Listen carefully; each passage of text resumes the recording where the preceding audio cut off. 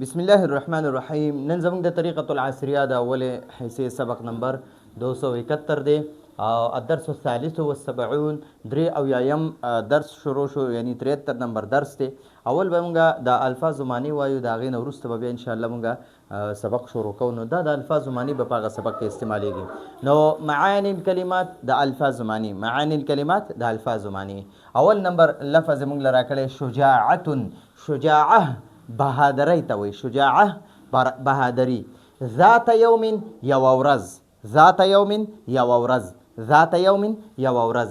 اخافو دا د فعل مضارع واحد متکلم صیغه ده، د دې معنی ده زه یریږم، واحد متکلم صیغه ده. اخافو، خاف یخافو، خاف یخافو معنی ده یریدل، او اخافو د واحد متکلم صیغه ده معنی ده زه یریږم. اخافو زه یریږم، اخافو زه یریږم. هربو، هربو، هربا یهربو، هربا یهربو د دې معنی ده تښتېدل، بھاگنا، اردو کې وایي بھاگنا. او هربا گردان چې وکړي نو درېیمه صیغه راځي هربا، هربا، هربو.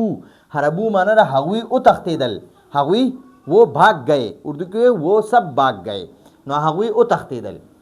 هنا معنی ده دلته، او هناک معنی ده الته. هناک معنی ده دلته. ته چې چاته وایې چې دلته راشه نو ورته جاء، جاء هنا، جاء هنا دلته راشه، جاءني هنا زما خواله دلته راشه. او که ته چاته وایې چې هلته لاړ شه نو ته ورته وایې اذهب هناک، اذهب هناک.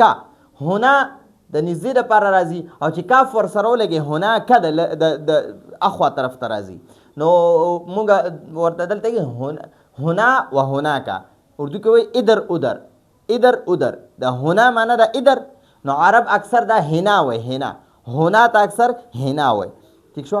نو او هنا که معنی ده ادر، نو ما پښتو کې لیکلي اخوا دی خوا، هنا و هناک، اخوا دی خوا. او اردو کې مې ورته دی خوا لیکلي ادر ادر، ادر ادر. ذنب ګناه ته وایي، جرم، ذنب ګناه جرم. یخاصمون، خاصمه یخاصم معنی ده جګړه کول، جګړې کول. یخاصمون دا د فعل مضارع واحد جمع مذکر غایب صیغه ده. یخاصمون هغوی جګړه کوي، هغوی جګړې کوي. یخاصمون هغوی جګړې کوي. دعا یدعو معنی ده دعا کول یا رابلل.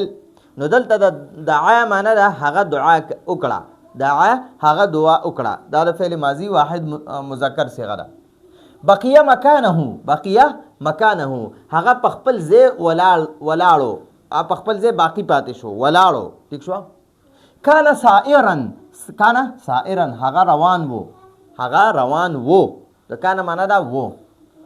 اوسع کلاوی، کلاوی یعنی کشاده کرتا ہے، اردو کې کشاده کرتا ہے.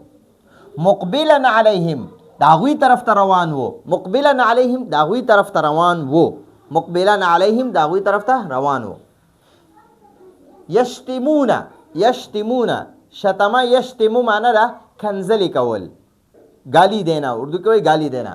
نو یشتمون دا د فعل مضارع جمع مذکر غایب صیغه ده. یشتمون هغوی کنزلی کوي، یشتمون هغوی کنزلی کوي.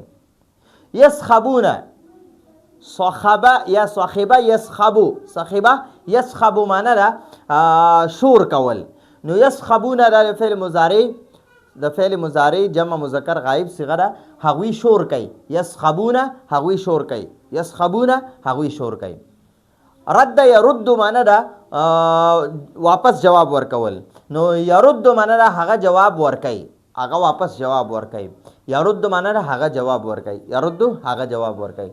نو امید دی په دې به پوه شوي، دا ځان سره صحیح طریقې سره یاد کړئ او عمده به زموږ په سبق کې استعمالیږي انشاءالله. چې دلته الفاظ او معنی صحیح یاد کړئ، په سبق کې به بیا په دې پوهیږو.